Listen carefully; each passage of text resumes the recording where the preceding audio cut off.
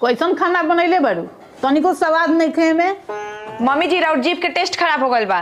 ये खाना सब कोई खैला खता अच्छा लागल, रउआ खराब लागता। चली तो रउआ के एगो डॉक्टर भेज ले चलता नहीं। चले ना जानी अंगनवे टेढ़, हमार जीभ खराब हो गइल बा। चलो तक हमें डॉक्टर भी ले चलता रू, हमू चलो तनी। चली। बताइए क्या समस्या है? देखी ना डॉक्टर साहब, कितनो अच्छा अच्छा खाना बना देता नहीं आ घर भर के लोग के अच्छा खाना लागता, लेकिन हमरा सास के खाना अच्छे नहीं खिलागत। देखी तो इनका जीभ में का भइल बा। माता जी जीभ दिखाइए। समस्या तो गंभीर है। हैं? गंभीर बीमारी बा?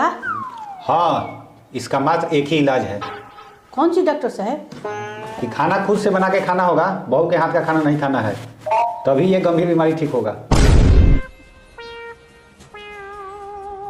नानू डॉक्टर साहब, खाना तो हमारे पतो अच्छे बनावेली। हम जानबूझ के बोले नहीं कि खराब बनाओ तनी कि मन ना बढ़ी।